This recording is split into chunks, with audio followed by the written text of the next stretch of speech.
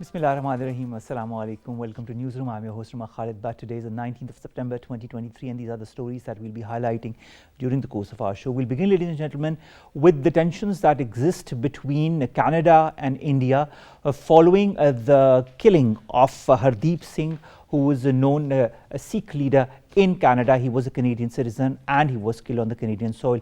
Now, Justin Trudeau says that points towards an Indian involvement or Indian government involvement as far as the killing of Hardeep Singh is concerned. And here there has been an expulsion of a senior diplomat from Canada, and India has reciprocated by also expelling a senior Canadian diplomat from India. On the other hand, there's also a trade agreement between both the countries that is currently suspended. How are these things going to bode forward as far as the tense relations between both these countries are concerned? Has India overstepped by killing a Canadian citizen on Canadian soil? This is going to be our first segment. Our second story, ladies and gentlemen, concerns the United Nations General Assembly, the 78th session of the UNGA that is happening in New York as we speak. Our caretaker Prime Minister Anwar Kakar Saab is there, and of course he has reached there at this moment as we speak. This session is going on. At the same time, our caretaker Prime Minister is also going to meet with important leaders as per the information that we have received, including the Iranian leader as well as the Turkish leader, and there might be other meetings on the sideline as well. We'll be highlighting those, as well as an effort that has been made by the US Embassy in Pakistan regarding the appointment wait times for Pakistani nationals in Pakistan, and they are facilitating the Pakistani nationals. We'll be adding both these stories together in our second segment. Our third story, ladies and gentlemen, concerns the US-Iran prisoner deal. As far as this important deal is concerned, we know that American prisoners have now reached have now left Iran. They were in Qatar for some time. And how is this going to move forward as far as the tense relations between the US and Iran is concerned? We all know about the JCPOA. We also know that Biden was very insistent on reviving the JCPOA one way or other. Is there this some kind of a way forward for this JCPOA to be reinitialized? This is going to be our third segment. And finally, ladies and gentlemen, we are going to talk about the Foreign Office of Pakistan and the spokesperson who has sternly rejected a report that claims that Pakistan sold arms and ammunition to Ukraine in order to secure a crucial bail package from the IMF. This report had been circulating in some parts of the media, and this has been rebuked completely by the Foreign Office. This is going to be our last story. Let's begin with our first, and that concerns the killing of Hardeep Singh, a prominent Sikh leader on Canadian soil. Mr. Hardeep Singh was a Canadian national, and Justin Trudeau made a very important statement in the Canadian Parliament as far as this whole issue is concerned, and he pointed fingers on India. At the same time, the Foreign Minister of Canada also expelled one senior Canadian diplomat, one senior Indian diplomat from the Canadian soil, and she said this in a statement that was widely shared on social media platforms. India, on the one hand, had a very strong reaction to the statement by Justin Trudeau, and on the other hand, they also made for tit for tat, and that is that they also expelled a senior Canadian diplomat from the Indian soil. The fact remains that at the G20, the Canadian premier was there, but there was already some kinds of a tense relation that was going on at that time as well. They did meet on the sidelines, but there was a trade deal that had been suspended while he was at the G20, and the fact remains that that trade deal remains suspended. A lot of reactions have also emanated as far as different Western countries like the United States of America, like Australia are concerned, as far as this Canadian statement especially coming from the Canadian Premier Justin Trudeau is concerned. And the American side does say that it is watching with a lot of caution all that is developing. But the fact remains also that Canada, the United States of America, the United Kingdom, Australia are all part of a consortium that is known as the Five Eyes that shares intelligence when it comes to important matters between all these important countries. So, to our understanding, these countries do know what Canada's perspective on this whole issue is, and apparently there is a confirmed, documented fact on the evidence that points towards Indian involvement in the killing of Hardeep Singh is concerned. The fact also remains that this is already going to create a lot of tension in the already tense geostrategic or geopolitical arena that exists across the world. We all know also about the conflict that is going on between Russia and Ukraine. Already there is a lot of tense standoff between different parts of the world on this, and now India, that is considered to be a staunch ally of the global north, is now embroiled in this huge controversy. It's not a small controversy. The killing of a Canadian national on Canadian soil is no small matter, and countries like Canada do not take this lightly, evidence of which has been shown by the way Justin Trudeau reacted in the Canadian Parliament, and of course also the Canadian Foreign Minister, who highlighted this, as you can see in the parallel window, and she is the one who announced that a senior Indian diplomat is being expelled from the Canadian soil as a reaction of it. From the Indian side, the reaction has been also quite swift, but also a reaction of denial of all of this. The fact also is that India will never accept the fact of the matter of what is going on in Canada with the killing of Hardeep Singh. A lot of question marks arise when it comes to this story and the reaction as far as this important story is concerned. Okay, Dr. Farah, I've been told, has now joined us to discuss more on this important segment. Dr. Farah, thank you very much to have joined us. Can you give us an analysis of the implications of the accusations that the Canadian Premier Justin Trudeau has put against the Indian government's agenda in the murder of Mr. Hardeep Singh, who is a Canadian national who has been murdered on Canadian soil? How significant are these allegations? Thank you, Omar. There is a lot of echo in the voice, but I'm trying to follow whatever you were saying. So the issue of killing of the Indian diplomat over there, who is associated with the Sikh community, who is standing for the rights of the Sikh community, and then Justin Trudeau taking a very solid and active stance on that. I think this is how developed and civilized nations should be doing if there is killing or torture of an innocent soul is involved. If I recall, last year there was a conference going on in America in which top-notch universities from all over the world, particularly from America and Canada, UK, they all were actively engaged in.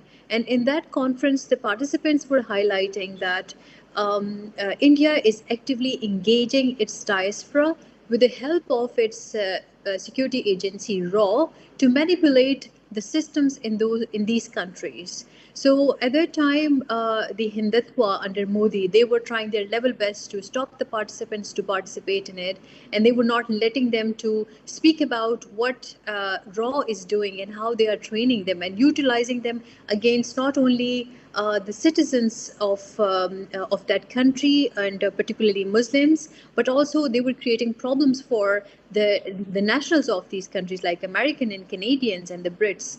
So if we bring that situation to the current one, raw involvement has always been there when it comes to engaging with the diaspora and then actively utilizing their people against the will of other communities. So this is not the first time that they are involved in such kind of serious problem that they have created. But the way the Canadian leader has taken a very solid and bold step on, particularly in the era of G20 meetings and all, this is really serious. And I think hats off to, and we really appreciate the efforts of the Canadian leadership, the way they stand for the right, the way they stand for their people, the way they stand for their citizens. This is how all civilized nations, they need to learn how to stand for the right of their own nationals. So same is the case with Canada and its leader. Feel this incident is going to affect the already tense diplomatic relations between Canada and India? This is going to have serious repercussions for the diplomatic relations between India and Canada, where there is a talk going on about expulsion of the Indian ambassador from Canada. And especially at the time when there is, a serious talk going on about G20 and all G20 members' involvement for infrastructure development projects, and they are laying the foundation of a new economic corridor. So, of course, Canada has a strong role to play in that. But Canada does not care about all of that because it's a stable country, economically prosper, of course, backed and supported by all the Western countries. And being in the neighborhood of America, I think it feels quite secure. So Canada is not having or feeling any sort of threat from them. But here, I'm a little concerned that if since like India has always remained one of the favorite childs of the West, how all other Western countries are going to respond to it when Canada is going to ask the ambassador of India to leave the country. So it's a very serious move, and it will lead towards hostile relationship not only between Canada and India, but probably in other countries as well. Because of course, Canada is one of those countries who is not actively engaged in such kind of ill activities that is taking place in various states. So Canada either will turn out to be like Switzerland, who is not getting involved into such kind of political scenarios, or maybe they already feel frustrated where they see when it comes to humanitarian aid and assistance, when it comes to racial discrimination, when it comes to racism and all, I think they feel it that yes, this is how other states are doing it, and they are not becoming a party to the racial discrimination that the international community is having against one or two or a particular group of people in the world. So it will lead towards serious diplomatic constraints for India and of course for Canada as well in times to come. But here we also have to see if a state like Canada take an action against India, it will put lots of pressure on India and particularly raw involvement and its agencies' involvement in other states. They have to look after their education system. They have to keep a close, like the Western states particularly, they have to keep a close monitoring on the Indian community living in these states, and they have to see how they can support their people one way or the other from becoming a target of such kind of atrocities in times to come. So it is going to have serious consequences in the future. It's not going to end right here. All right, Dr. Farah, what about the economic ties? I understand well that there's a trade deal that was to be, confirmed between the two countries that stands suspended, and not since this incident, but even before this incident. Do you feel this particular incident is going to further dent the economic relations between both the countries? Yes, I couldn't get your question well, but I think it was more about economic relationship between the two countries. So, as I said, once the diplomatic relationships they are affected negatively, it will have negative impacts on their economic relationship with one another. So, all those projects that they try to finalize G20, or those projects where Canada and India are together, there will be some kind of sour relationship felt by states who are a part of the G20 and all. So definitely it's going to bring a very unhealthy environment for all those G20 members to bring together a powerful state like Canada and an emerging economy like India, where Indian involvement and its agencies' involvement in other states' affair and killing people in other states' soil where they are involved in. So of course they will be very careful and conscious of the fact that India and its agencies they are actively engaged, and they will put a ban on or probably some restrictions on their manipulation into their political system and then their manipulation into their education system, because they have been, you just pick any university, Indians will be sitting there. Is no harm in having Indians there, but then their manipulation needs to be controlled one way or the other. And another thing is, this kind of incident, the way it's engaged, people will not be trusting Indians very openly because they will be a little concerned about that what can happen to them in times to come. So there will be a little reservations when it comes to the Indian communities living in particular suburbs or particular regions or states, and then they are working over there. So it will not be a smooth play for them in the times to come. They will be questioned. I feel like somehow that post 9/11, when Muslims were targeted all over, some kind of negative impacts is going to be felt by the Indians after this Canadian ambassador or the Indian ambassador withdrawal from Canada. All right. I would like to also understand how important the role of global diplomacy after this incident is going to be. Let me just refer to what the White House said. It said it is deeply concerned about the allegations referenced by Prime Minister Trudeau and that they remain in regular contact with their Canadian partners. It also says that it is critical that Canada's investigation proceed and the perpetrators be brought to justice. The spokesperson of the Australian Foreign Ministry, Penny Wong, says the country is also deeply concerned by the allegations and we are closely engaged with partners on developments and that we have conveyed our concerns at senior levels to India. Now, these are two statements that are extremely important because they also come from two important global players, the United States of America and Australia. Do you feel global diplomacy is going to change vis-a-vis India in the days to come? A bit of whatever I got from your echoed voice is that United States made some very serious statements post Justin Trudeau's comments on whatever has happened there, and particularly about the Sikh community, and then the Modi government's comments on that. So bringing the culprits to justice, I think this is really required.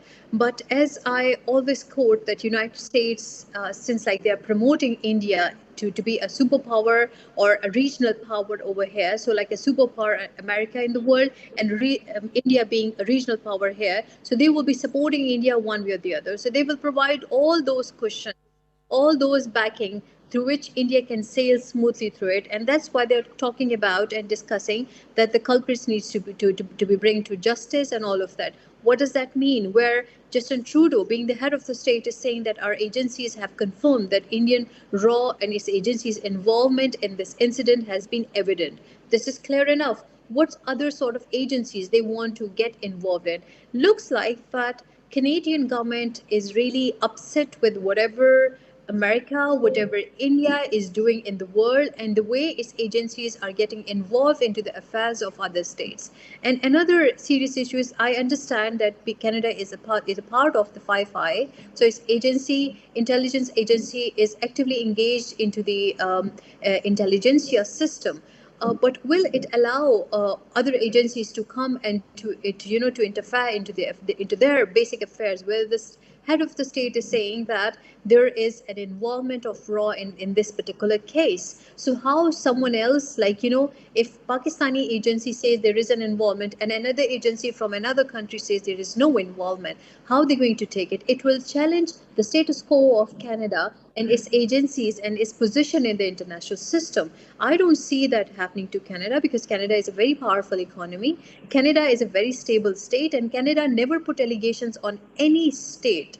I think we have hardly heard such kind of things, and they are the people who stand and support all states if they are in trouble. So why will they pick up all the way fight with India, and why will they would try to to just let the Indian ambassador leave the country? I think this is going in a very wrong direction. If America says that they will be investigating, or if they want to create further investigations on the issue, this is going nowhere but bringing, trying to make Canada and Justin Trudeau understand that India is our child, our baby. Let's support him. Let's brush it under the carpet. I don't see Justin Trudeau is going to brush it under the carpet. He has already taken off the carpet and thrown it. Statements, Dr. Farah, the way these statements have come from the US, from Australia, doesn't seem as if they are going to shove it under the rug. I think the results of the investigation are going to be made quite clear and evident. Speaking of which, how long do you feel will it take for the Canadian government to make their investigation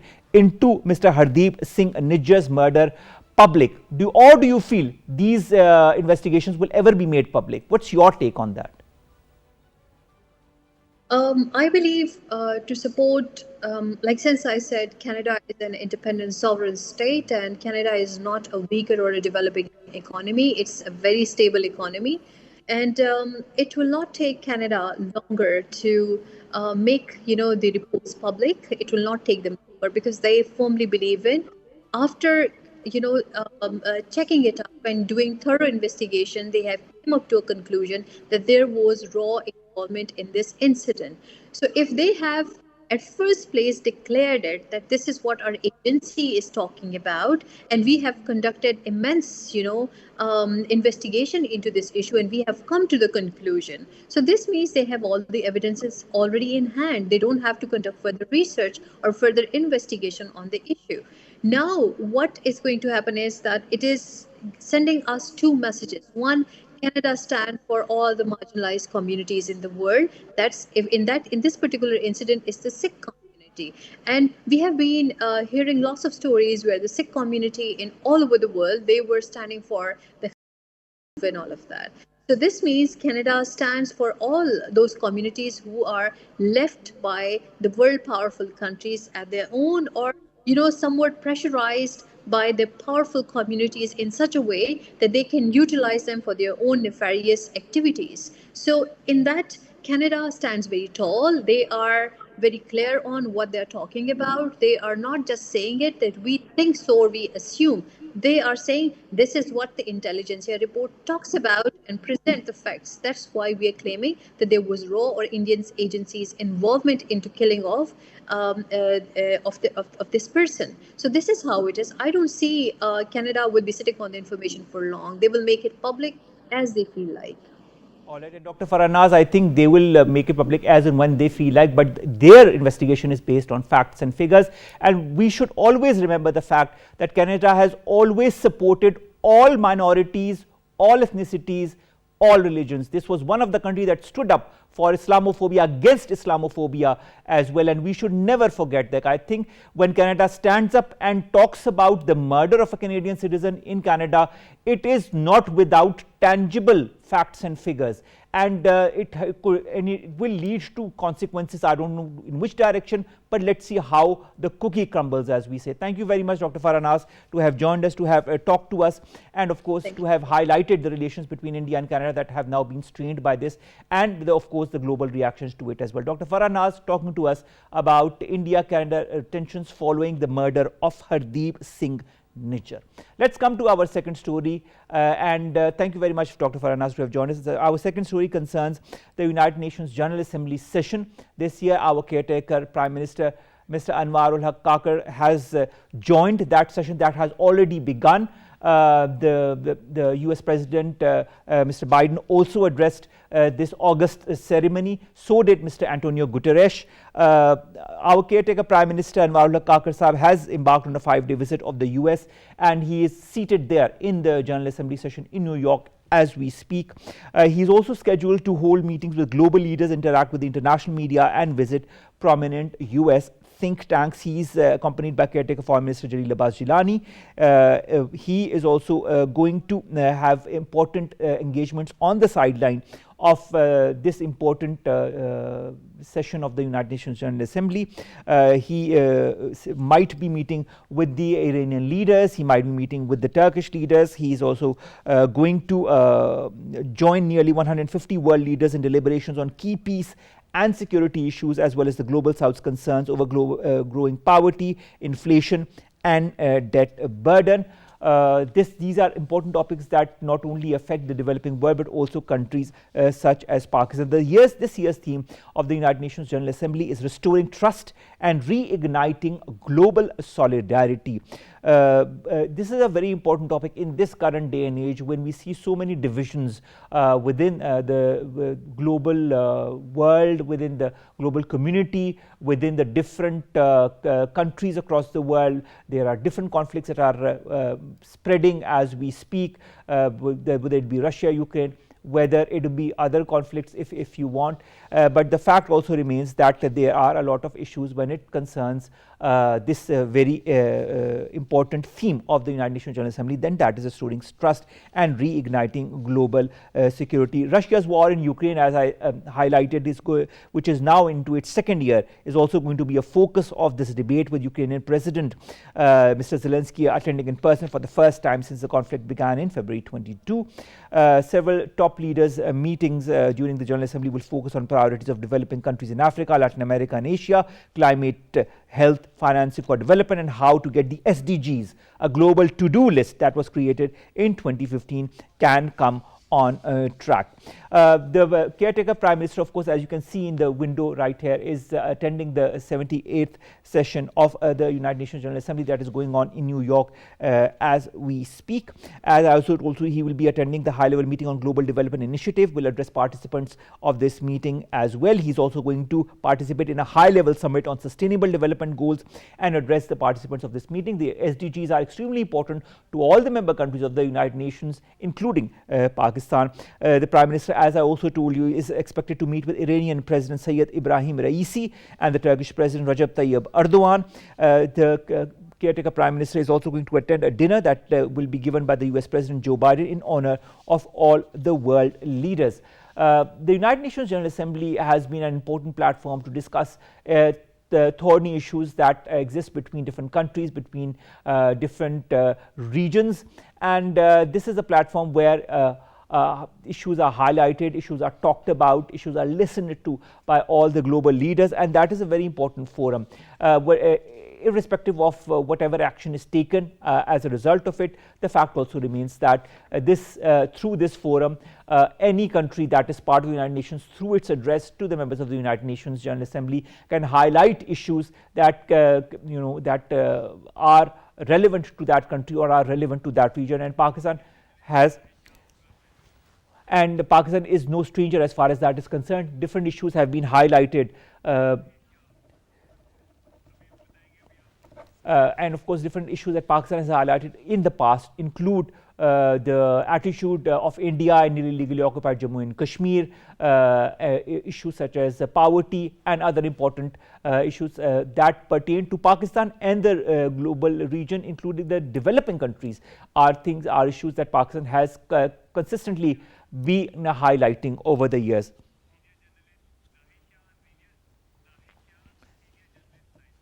Senior journalist Zahir Shah joins us online. Zahir Shah Saab, thank you very much to have joined us. What are the key messages, Mr. Shah, as far as our caretaker Prime Minister Nawaz Kakar Saab is concerned? What are the priorities and these key messages that our caretaker Prime Minister is likely to emphasize on during his address to the United Nations General Assembly that is going to happen on the 22nd of this month? Well, most importantly, the situation which Pakistan is facing, especially, I would just suggest that the main problem which the world and Pakistan is likely to focus on, that is the regional issues, especially the Afghan crisis.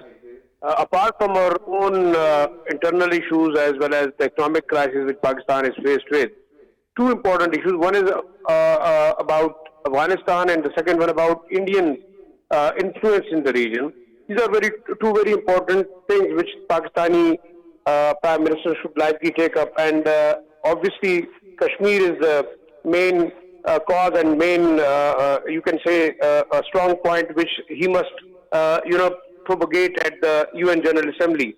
But as far as the Afghan crisis is concerned, because Pakistan, most of the problems are faced again because of the Afghan crisis, and it should have been like much earlier taken up with the world. That the third time we have seen the Afghan people are left alone, and the repercussions, the law and order problems, the militancy, the terrorism for which Pakistan is blamed, is mostly coming from that side. So this is a very serious issue which have to be taken up.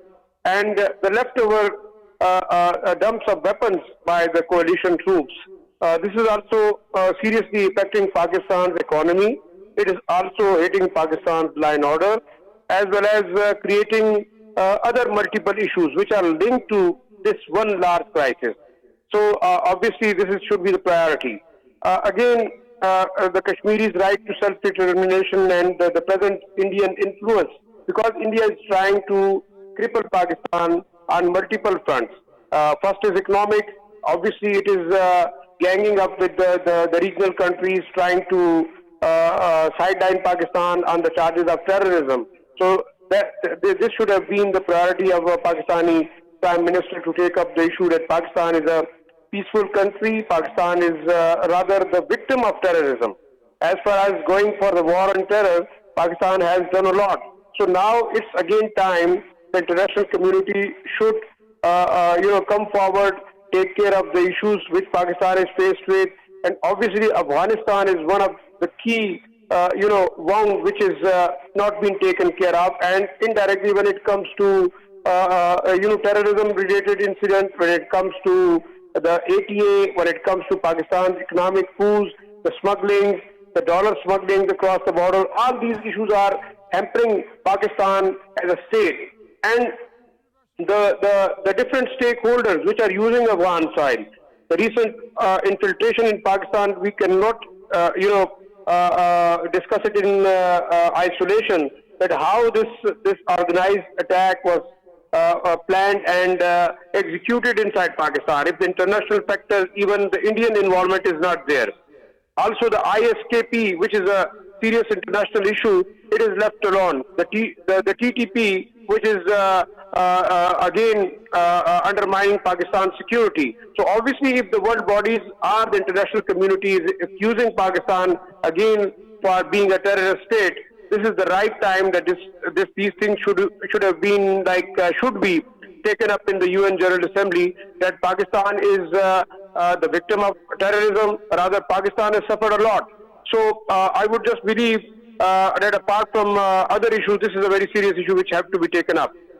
All right. Zahir Shah Saab, the theme this year at the United Nations General Assembly is restoring trust and regaining global solidarity, reigniting global solidarity. In fact, I'll repeat the theme, restoring trust and reigniting global solidarity. How important is Pakistan's role as far as this theme is concerned, and how can Pakistan contribute? Well, actually, if you see for the last so many years, almost 4 or 5 decades, how the international community used Pakistan as a proxy battlefield to forward their agendas. If we are speaking about a global reconciliation, a global reorganization, Pakistan is a key state not because of its geographical location. On the one side with the Western, the Central Asian, as well as the Middle Eastern countries. So now everyone has to realize that if they are not going to reintegrate Pakistan, not to support Pakistan, rather undermine it and rather try to isolate the Pakistani state, it would not be beneficial for the region as well. So it's the right time. We should stress our point that how important we are for the regional security, for the regional peace, and also for the regional trade. Now, Pakistan is the Gwadar port, which is likely to be the hub of international trade arena. Also, the BRI, the CPEC project, how the international community, some of the vested interest elements are trying to, target it. On the other hand, the regional blocks, which Pakistan is likely to go, perhaps obviously that would matter too. But as far as on a larger sphere, the international community as well as the neighboring countries should realize that anyway, if Pakistan is going to collapse in any sense, if it's in terms of economic collapse or it's in terms of any regional insecurity, the entire region would be affected. So this is very important for Pakistan and the Pakistani authorities to realize that they should, stress the Pakistani case, how much still Pakistan is important for the regional peace, for the global peace, as well as for regional and international trade. All right, Zahir Shah Saab, thank you very much to have joined us and to have talked to us about Pakistan's role in the UNGA. Of course, our caretaker Prime Minister, Mr. Anwar Kakar Saab, who is there as we speak, attending the 78th session of the UNGA. As we speak, Joe Biden, the US President, has already addressed it. So has Antonio Guterres, who is the United Nations Secretary General. And of course, Pakistan's role is extremely important as far as this body is concerned, also concerning this theme of the UNGA. Concerning the United States of America, there has been an official statement that came earlier this evening that concerns reducing the visa appointment wait times as far as Pakistani people are concerned in the United States of America, whether it be those who are applying for the first time or those who are reapplying. There has been an official statement as far as that is concerned, and also a video message that was taken out. As far as the US side says, it says our goal is to facilitate the legitimate travel to the US as quickly and efficiently as possible, because we know how important it is to stay connected with family, to strengthen business ties, study, and make cultural connections with the United States of America. It says in the statement that the US mission to Pakistan is proud to announce 3 ways that they are working to meet unprecedented demand. First, they have said that they have expedited thousands of non-immigrant visa appointments. Secondly, they have said that they are creating added flexibility for Pakistani travelers. Visa applicants can rebook appointments through the US Consulate General in Karachi or in Islamabad. And thirdly, starting the 25th of September, US Consulate General is going to accept new interview waiver applications for those applicants who have already been issued US visas. Shabir Ahmed Wagra, our correspondent, joins us online. Shabir, how important is this statement that has come from the US Embassy concerning helping the Pakistani citizens who are trying to avail the US visa? The facilitation, the 3 types of facilitation that has been provided by the US Embassy as per this statement, how important is this going to be for all those who want to visit the US for business reasons, for travel reasons, for education reasons? Yes, Omar, as you rightly pointed out, different steps taken by the U.S. mission, and especially they have issued a statement, as well as their head of visa section has given a statement, and in that it was evident that U.S. is taking very seriously the Pakistani visitors vis-a-vis whether they are going for education purpose or visit purpose or business purpose or work purpose. So they are taking them very seriously, and due to a lot of rush of applicants, they have taken certain steps which will ease out, especially long queues for the issuance of visa, like requirement for visa, like the appointment required for the interview and other process. So they have eased the things, and especially the waiver from the interview and expanding it to Karachi consulate as well. That is a good step. That step will ease out, especially, Karachi is the hub of Pakistan's business activities, and it's a largest populated city of Pakistan. So a lot of people who will avail this facility now, they can easily submit their application after fulfilling all the documents, and without appointment they can go and in the drop box, the US designated drop box, and drop their application over there. Similarly, they have also eased out the different other flexible hours, and they are also done the flexible for visa applicants who can rebook their appointments at either the Consulate General in Karachi or US Embassy in Islamabad. So this is also one of the steps which will ease out, especially those people whose booking is very far, so they can rebook and they can cancel the booking and they can rebook their interview schedule. So that can help them as well. So these are the steps which shows that how U.S. Embassy is working tirelessly for to ease out the problems faced by especially visa-related problems to the Pakistani citizens. Thank you very much, Shabir Ahmed Wagra, our senior correspondent, talking to us and informing us of different details concerning this new step that has been taken by the US mission in Pakistan, whether it be at the US Embassy in Islamabad or the US Consulate General in Karachi. Good steps for all those who are applying for visas under different circumstances, whether it be for business or education or travel purposes. Let's come to our third important story, and that concerns the reaction as far as the US-Iran prisoner swap deal is concerned. Now, the prisoner swap deal is a very important one as far as both these countries are concerned, and a lot of people are saying that this could lead to further thawing of ties between the two countries. Irfan, Ghauri, senior journalist, joins us online. Irfan, thank you very much to have joined us. This prisoner swap deal between the US and Iran, it has been described as a transactional deal. Could you explain the key elements of this deal, and what is this major significance as far as this deal is concerned regarding the relations between these two countries? Yes, it seems that as so far the information that has come out, it is that the exchange of prisoners and plus defreezing of U.S.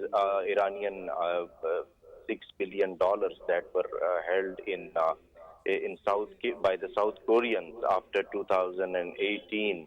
When President Trump, he scrapped the deal that was between the Iranians and US and some European countries. But this is what that has come. But this process of negotiations that has been continuing.